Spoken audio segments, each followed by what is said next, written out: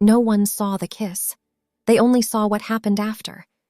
The room was frozen, not because of what the man had tried to do, but because of who was standing too close now, too still. She wasn't crying. That's what felt wrong. Her veil hung crooked, lipstick smudged at the corner, but her face was blank, empty, like she'd gone somewhere else entirely while her body remained at the altar. He didn't touch her, didn't even look at the man. And somehow, that was worse. The groom, Tobias, stood 3 feet away, his hand still raised from where he'd lunged forward during the vows. His face was flushed, humiliated, but he wasn't moving. No one was moving. 200 guests in designer suits and silk dresses, all holding their breath like the air itself had turned dangerous. Her chest rose and fell too quickly, shallow, uneven. The kind of breathing that comes right before you break.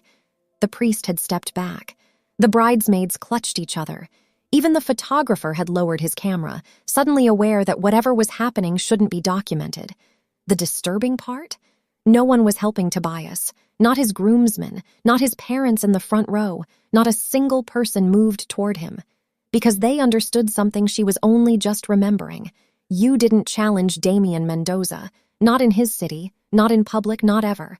If he had hit him, it would have been over. But he didn't. He just stood there, hands relaxed at his sides, expression calm, while the room waited to see what happened next. And when he finally spoke, it wasn't to the man who tried to kiss her. Violet, just her name, quiet, almost gentle, but it cut through the silence like a blade. I knew this wedding cost more than most people earn in a year. I knew my mother had been planning it for 8 months. The flowers imported from Ecuador, the photographer flown in from Paris, the reception venue booked 18 months in advance. I knew that 200 people had rearranged their lives to be here. What I didn't know was that I'd been suffocating. Not for weeks. For years. And the moment Tobias leaned in to kiss me without asking, without noticing I'd gone rigid, that my hands had clenched, that I wasn't ready, something inside me finally broke open. Her gaze lifted slowly, met Damian's, and the world tilted. Because she'd spent 3 years convincing herself she'd forgotten what it felt like when he looked at her. The weight of it. The recognition. Like he could see past the makeup and the dress and the performance, straight through to the truth she'd been hiding from everyone, including herself. Tobias found his voice first. "Who the hell do you think you are?" Damian didn't answer, didn't even glance at him. His attention stayed fixed on Violet, waiting, always waiting, like he had all the time in the world. Tobias's voice rose, panic bleeding through the anger. "This is my wedding. You need to leave. Security." "There is no security." Damian's tone was factual, not threatening, just true. "And this stopped being your wedding the moment she stopped breathing." Violet's hand went to her throat, unconscious, confirming what he'd said. Tobias stepped forward. Bad idea. Damian still didn't move, but something shifted in his posture. Subtle. Dangerous. The kind of shift that made grown men remember why they crossed the street when they saw him coming. Tobias froze mid-step. "Violet." Damian's voice softened again. "Do you want to be here?" 4 words, the simplest question in the world. And she couldn't answer. Because saying yes meant lying, and saying no meant admitting she'd wasted 6 months, 3 years, pretending she could build a life with a man she'd never loved. Her mother stood from the front pew, face pale. "Sweetheart, everything's fine. You're just overwhelmed." "Sit down, Catherine." Damian didn't raise his voice, didn't need to. Her mother sat, and Violet realized with cold, crystalline clarity, he hadn't come to stop her wedding. He'd come because he already knew it was over. She just hadn't admitted it yet. Have you ever stood somewhere you were supposed to want to be and felt your body reject it before your mind could catch up? Drop a comment, because what happens next isn't about rescue. It's about the moment you stop pretending. The first sound after the silence was Tobias's breathing. Harsh, ragged, like he'd just run a marathon instead of standing frozen at his own altar. "This is insane," he said, voice cracking. "Violet, tell him. Tell him you want to marry me." She opened her mouth. Nothing came out. Because the truth was too big, too ugly, too humiliating to speak in front of 200 people who'd already picked out their gifts and pressed their dresses and made hotel reservations. Damian shifted his weight, just slightly, but it was enough to make Tobias take a step back. "You're scaring her," Tobias said, trying to sound authoritative, protective. He sounded desperate. "No."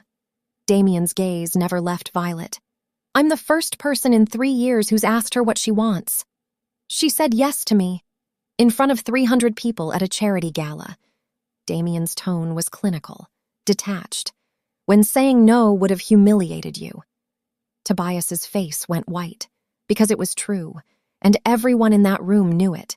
He'd proposed on a stage, under spotlights, with a microphone in his hand and donors watching and a photographer positioned perfectly to capture my face when he got down on one knee.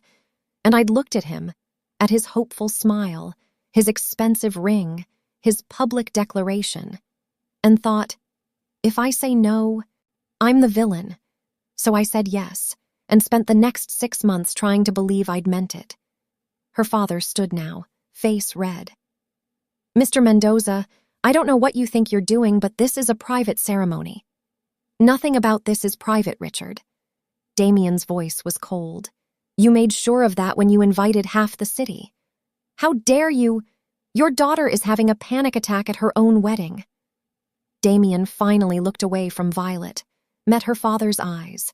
"And you're more concerned about appearances than asking if she's okay." The accusation hung in the air. True, devastating. Richard opened his mouth, closed it, sat down. Violet's hands were shaking now. She gripped the fabric of her dress, trying to ground herself, but it felt wrong, too tight, like it belonged to someone else. Because it did. This whole day belonged to someone else. The bride her mother wanted, the wife Tobias expected, the daughter who didn't cause scenes or question decisions or walk away from good men. She'd been playing that role so long she'd almost forgotten it wasn't real. Almost. "Violet," Tobias's voice was softer now, pleading. "I love you. We can work through this. Whatever you're feeling." "When did you last ask me what I was feeling?" Her voice surprised her. Quiet, but steady. Tobias blinked. "What? When did you ask?" She looked at him fully for the first time. Really looked. "About anything. The dress, the venue, the vows. When did you ask what I wanted?" We discussed. You told me what would look best." Her voice was getting stronger. "What your mother preferred. What made sense. But you never asked what I wanted. That's not fair." "You're right." She nodded slowly. "It's not fair. Because I should have said something. I should have told you I wasn't sure, that I was scared, that every time I looked at this ring, I felt like I was drowning." She twisted the engagement ring off her finger, held it out. "I'm sorry," she whispered, "but I can't do this." Tobias stared at the ring, then at her. "You're choosing him?" His voice broke. "After everything, I'm choosing myself." Tears finally came. "For the first time in 3 years, I'm choosing myself." She looked at Damian, at the man who'd walked into her wedding and asked the one question no one else had thought to ask. "Do you want to be here?" He extended his hand, palm up, no pressure, no demand, just an offer. She could take it. Or she could stay. The choice was hers, and that's what made all the difference. She took his hand. The moment her fingers touched his palm, the room erupted. Not in cheers, in chaos. Her mother gasped. Her father shouted something she couldn't hear over the ringing in her ears. Tobias lunged forward, but one of Damian's men, she hadn't even noticed him appear, stepped between them. Calm, silent, final. Damian's grip was steady, warm. He didn't pull her, didn't rush, just held her hand and waited for her to take the first step. So she did. 1 foot in front of the other, away from the altar, away from the life she'd tried to build, away from the lie she'd been living. The aisle felt longer walking out than it had walking in. Every face she passed was a blur of shock and judgment. Whispers started before she'd taken 3 steps. Phones came out. Someone was already recording. By tomorrow, this would be everywhere. The wedding that ended before it began. The bride who walked away. The man who took her. She should have cared. She didn't. Because for the first time in 3 years, she could breathe. They made it to the church doors before Tobias found his voice again. "You're making a mistake." She stopped, turned. He was standing at the altar, surrounded by frozen guests, looking smaller than she'd ever seen him. "Maybe," she said quietly, "but at least it's mine." Then Damian pushed open the doors and sunlight flooded in. Outside, a car was waiting. Black, sleek, engine already running, of course. Damian had planned for this, known she'd choose him, or hoped. She wasn't sure which was more unsettling. He opened the door for her. She hesitated. "If I get in that car..." "Everything changes," he finished. "I know." "Do you?" She searched his face. "Because 3 years ago, you let me walk away. You didn't fight, didn't follow, and now you show up at my wedding like I should have 3 years ago." His jaw tightened. "I was wrong, Violet. I thought giving you space meant letting you go. I thought if you loved me, you'd come back on your own. And when I didn't, I realized love isn't about waiting." He stepped closer. "It's about showing up, even when you're not invited."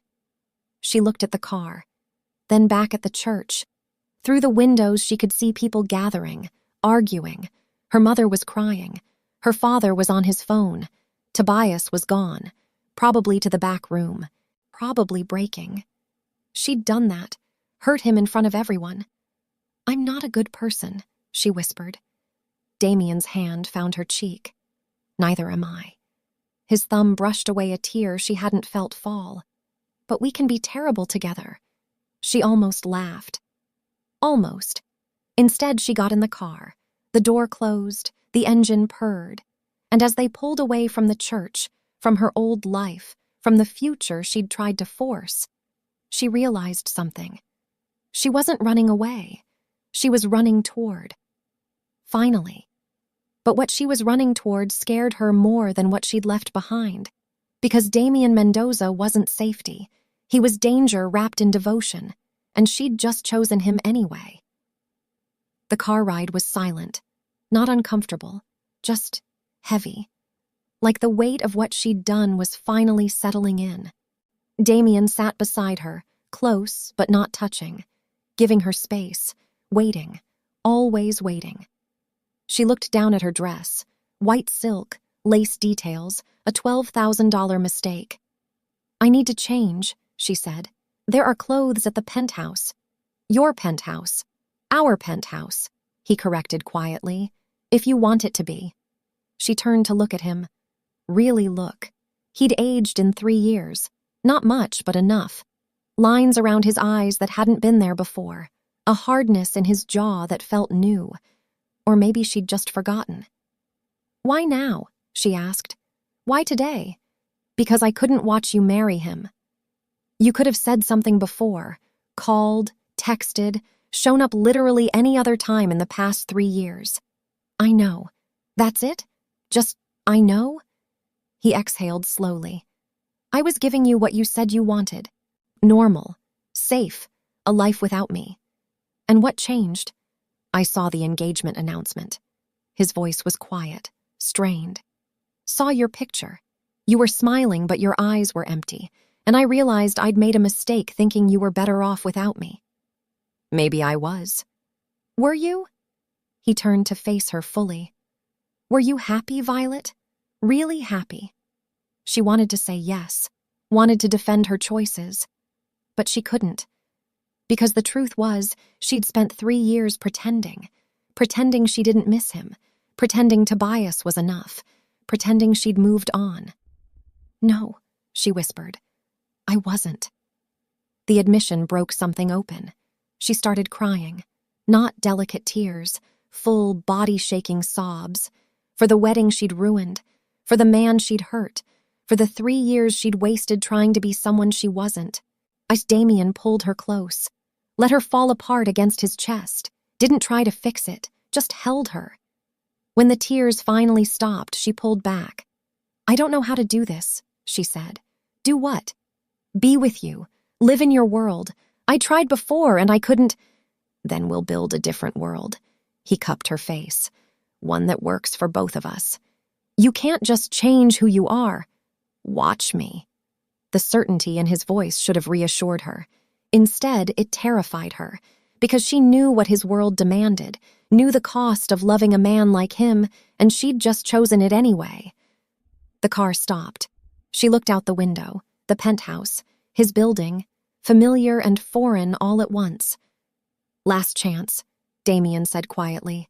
"I can take you anywhere. Your apartment, a hotel, anywhere but here." She looked at him. At the man who'd let her go once, who'd shown up when she needed him most, who was offering her a choice instead of a demand. "No," she said. "Here is good." He nodded, helped her out of the car, and as they walked into the building, her in a wedding dress, him in a suit, both of them covered in the wreckage of what she'd left behind, she realized this wasn't an ending. It was a beginning, just not the one she'd planned. The penthouse looked exactly the same. Dark leather furniture, floor-to-ceiling windows overlooking the city, the faint smell of expensive whiskey and something distinctly him. She'd forgotten how much she loved this place, how much she'd hated leaving it. Damian closed the door behind them, locked it. The sound echoed in the silence. "I'll get you something to change into," he said. But he didn't move, just stood there, watching her like he was afraid she'd disappear if he looked away. She touched the windowsill, cool glass beneath her fingertips. "This feels like a mistake," she whispered. "Which part? Leaving the wedding or coming here?" "Both. Neither. I don't know." She turned to face him. 3 years ago, I walked out of this apartment thinking I'd never come back. And now you're here. Am I, or am I just running from one bad decision into another? His jaw tightened. Is that what I am to you? A bad decision? I don't know what you are anymore. The honesty hung between them. Raw, unfiltered. He stepped closer, not touching, just close enough that she could feel the heat radiating off him. "I'm the same man you left," he said quietly. "Nothing about me has changed." "Then why does this feel different?" "Because you're different." His eyes searched hers. 3 years ago, you ran because you were scared. Today, you chose me anyway. That changes everything. She wanted to argue, to tell him he was wrong, but she couldn't, because he was right. She had chosen him, despite the fear, despite knowing exactly what his world demanded, despite everything. "I need to know something," she said. "What? If I stay, if I really try this again, will you let me in, all the way?" His expression shifted, guarded. "You know what I do, Violet. You know the kind of man I am." "That's not what I'm asking." She stepped closer. "I'm asking if you'll stop protecting me from the truth. Stop hiding things because you think I can't handle them." Silence, heavy, loaded with 3 years of unspoken things. "The truth might make you leave," he said finally. "Then I leave, but at least it'll be honest." He studied her face, like he was trying to memorize every detail. "There are things I've done," he said slowly. "Things I'll do again. Things that would make you look at me differently." "I'm already looking at you differently." "How?" "Like someone I'm choosing, not someone I'm running from." Something in his expression cracked, softened. He reached for her hand, slow, giving her time to pull away. She didn't. "I can't promise you easy," he said. "I can't promise safe, but I can promise you the truth, even when it hurts. That's all I'm asking." He pulled her close, not desperate, deliberate, like he was finally allowing himself to believe she was real, that this was real. She rested her forehead against his chest, felt his heartbeat, steady, strong.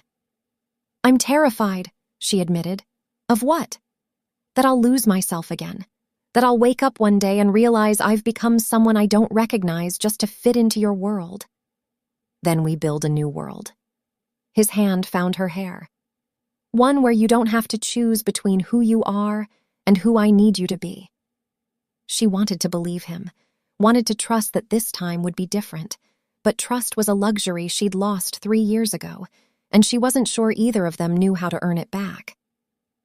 Here's the question I need you to answer. Have you ever chosen someone you knew might break you because not choosing them felt worse? Drop a comment. Tell me I'm not alone in this, and subscribe if you want to see what happens when two people try to build something real in a world designed to destroy it, because what comes next will test everything. She found his bathroom unchanged. Same black marble, same minimalist fixtures. Even the towels were folded the exact same way, like the 3 years she'd been gone hadn't existed. She caught her reflection in the mirror. Wedding makeup smudged beyond repair, hair falling in defeated waves, eyes that looked hollowed out from crying. She looked like someone who'd just escaped, or someone who'd just made the biggest mistake of her life. She wasn't sure which. The shower was hot enough to hurt. Good. She needed to feel something other than the numb terror that had settled in her chest the moment the car pulled away from the church. When she emerged 20 minutes later, wrapped in one of his shirts, Damian was sitting on the bed, waiting. "I didn't know if you'd still be here," she said. "Where else would I be?"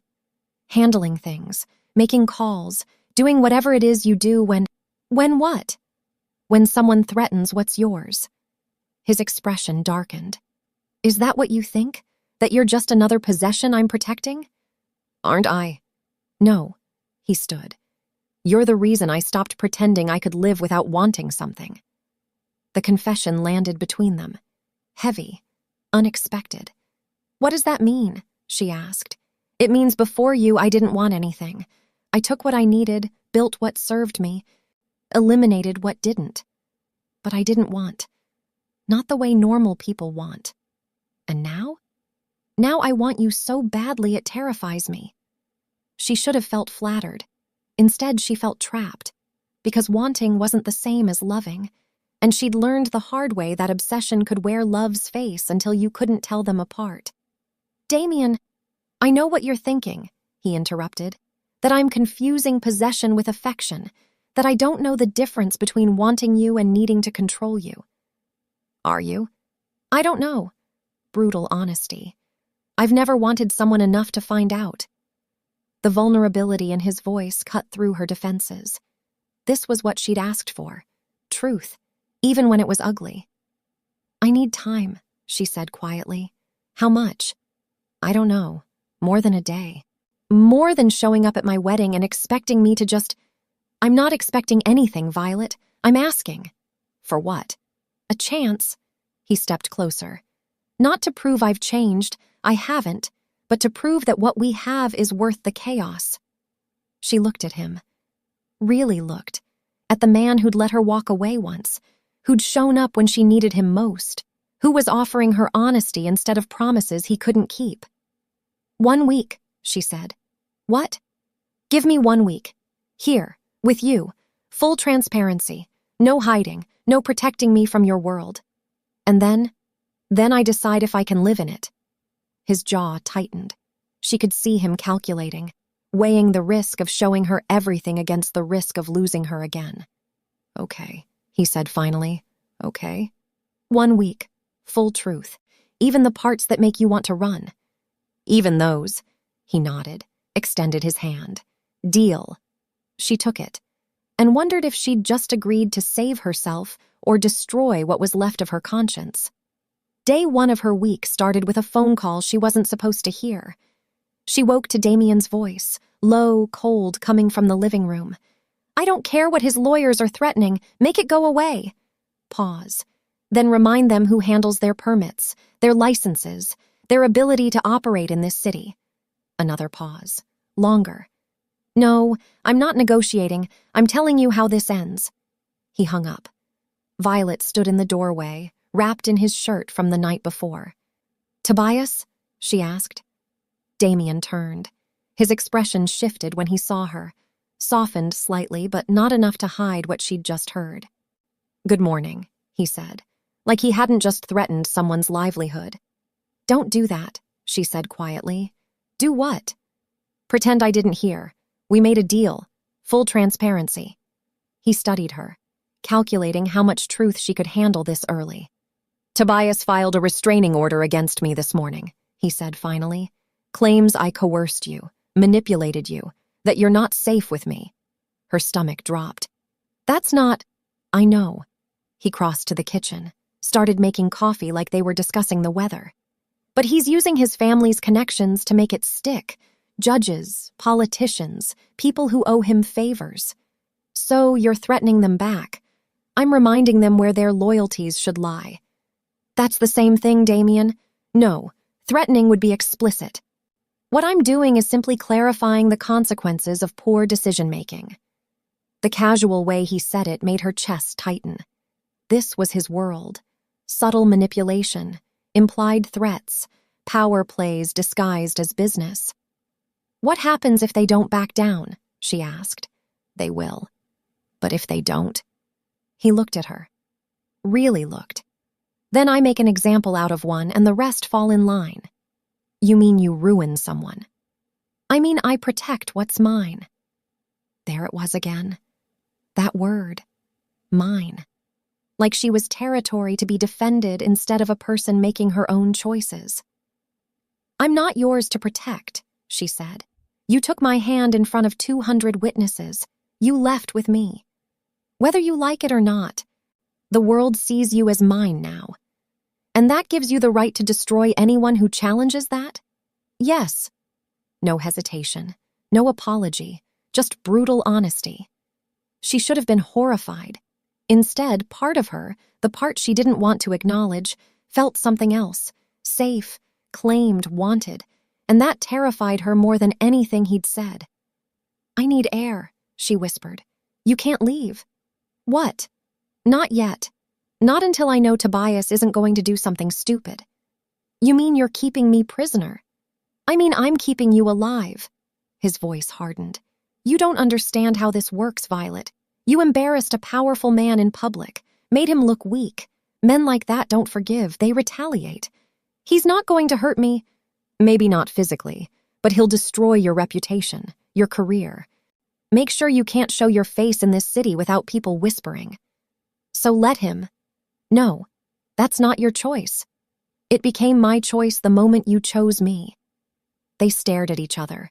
Two people speaking different languages. She saw protection, he saw ownership, and neither knew how to bridge the gap. This is why I left before, she said quietly. I know. And you're doing it anyway. Because losing you again isn't an option. His phone rang. He answered without looking away from her, listened. His expression darkened. When? Pause. Handle it. Now. He hung up. What happened? Violet asked. Tobias just held a press conference, called you unstable, said I've been stalking you for months. Her blood ran cold. That's a lie. Doesn't matter. It's public now. And perception is reality. So what do we do? He looked at her, and she saw something in his eyes she'd never seen before. Fear. We fight back. 2 hours later, she understood what fighting back meant in Damian's world.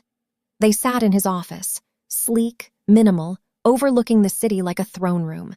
His lawyer was present, his head of security. 2 other men whose titles she didn't catch but whose presence radiated danger. We have 3 options, the lawyer said, spreading documents across the desk. 1, issue a statement denying everything.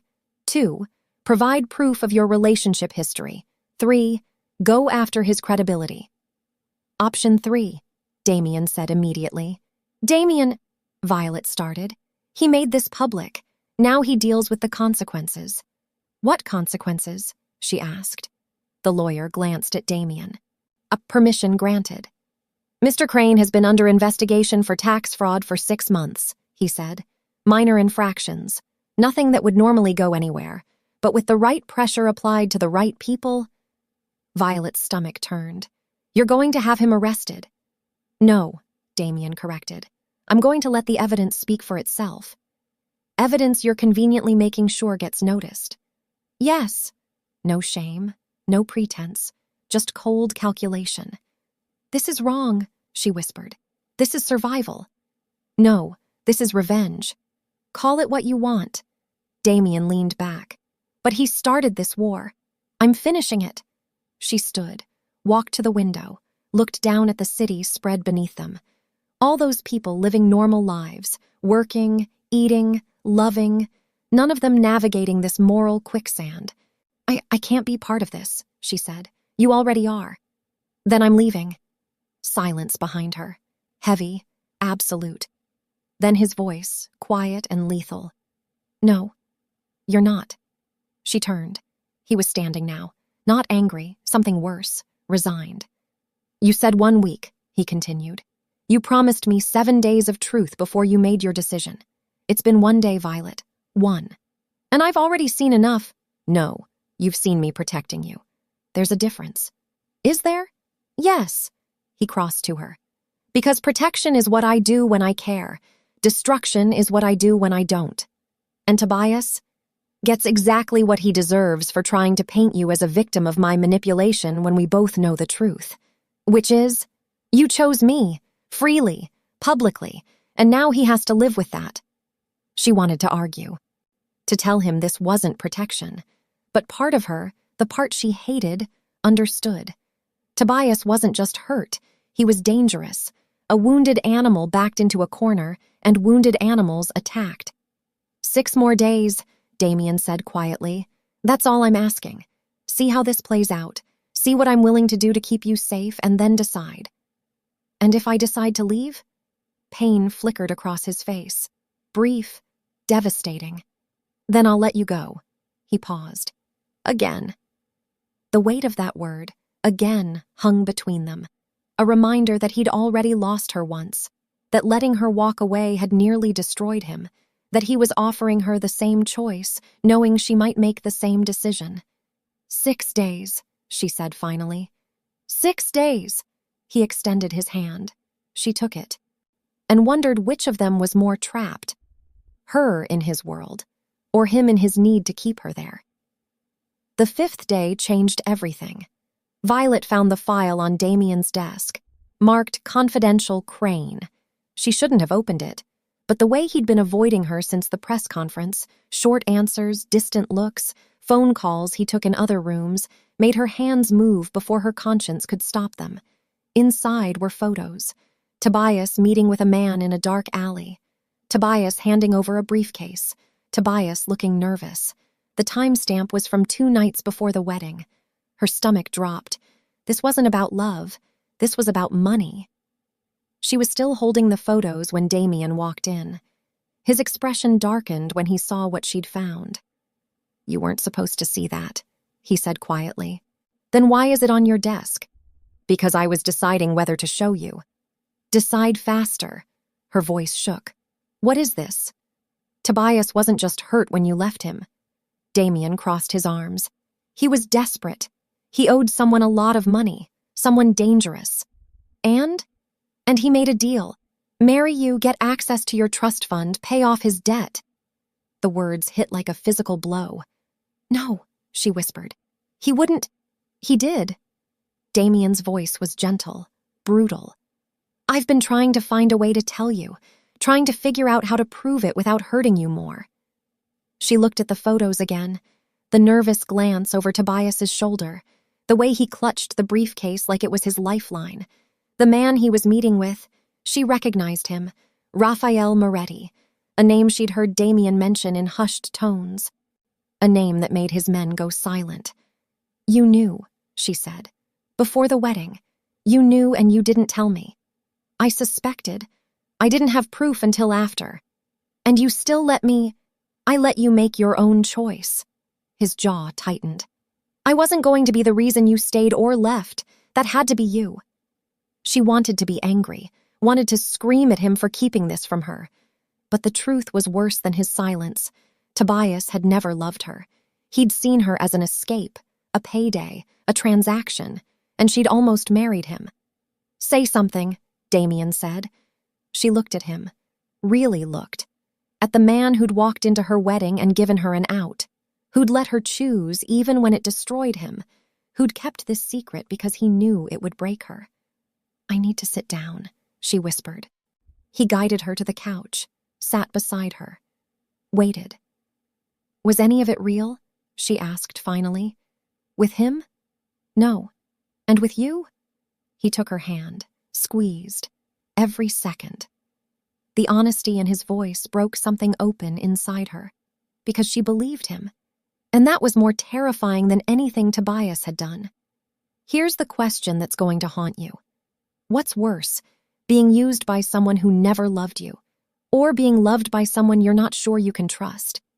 Drop a comment, tell me which would break you more, and subscribe if you want to see what happens when the truth finally comes out. The 6th day started with a knock at the door. Not the main entrance, the service door, the one only his most trusted men used. Damian tensed immediately. "Stay here," he said, moving toward the door. Violet followed. "No, we made a deal, full transparency." His jaw tightened, but he didn't argue. He opened the door. Raphael Moretti stood there, tall, dark suit, cold eyes, the man from the photos, the man Tobias had been paying. "Mendoza," Raphael said, nodding. Then his gaze shifted to Violet. "Miss Patrick, or should I say, Mrs. Crane?" Damian stepped between them. "She's not your concern." "Actually," Raphael said smoothly, "she's exactly my concern. Tobias owes me a significant amount of money he was supposed to get from her trust fund." "His debt is his problem," Damian said, "not hers."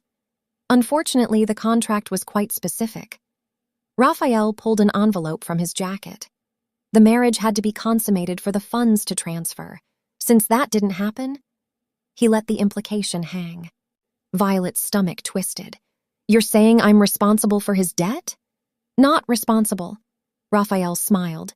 It didn't reach his eyes. "Collateral." Damian's hand found the small of her back, protective, possessive. "She's not yours to touch," he said, voice dangerously calm. "Everything is mine to touch if the price is right." Raphael's gaze flicked to Damian. "Including your empire, Mendoza, unless we come to an arrangement." "Name it." "Half your territory, the docks, the casinos, and her." Damian went very still. "Choose carefully," Raphael continued, "because if you refuse, I take it all anyway, and I'm not nearly as gentle with my possessions as you are."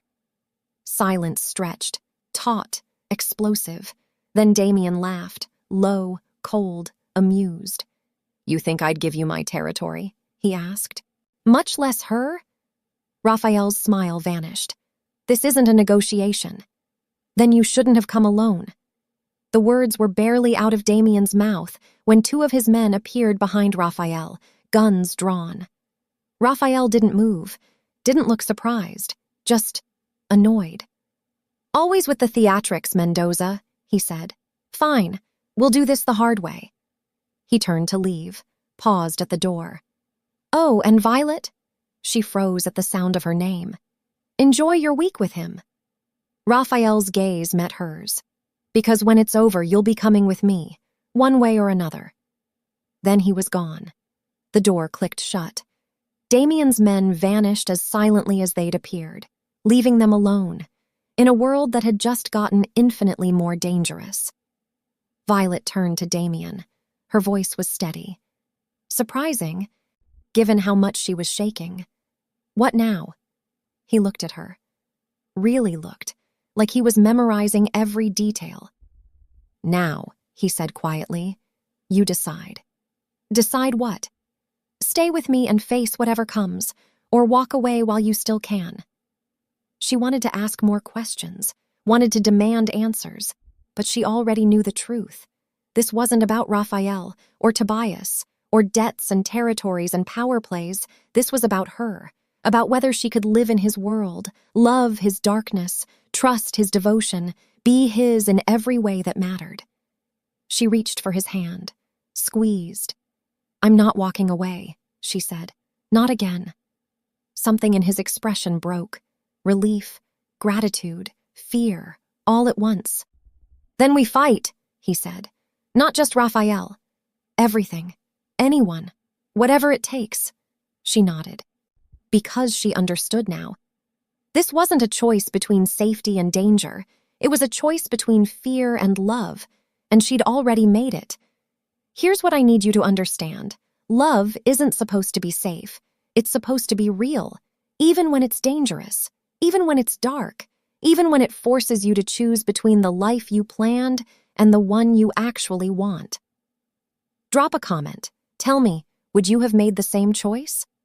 And subscribe to Mafia Desire Secrets if you want more stories about love that's as dangerous as it is devotion. Because this is only the beginning.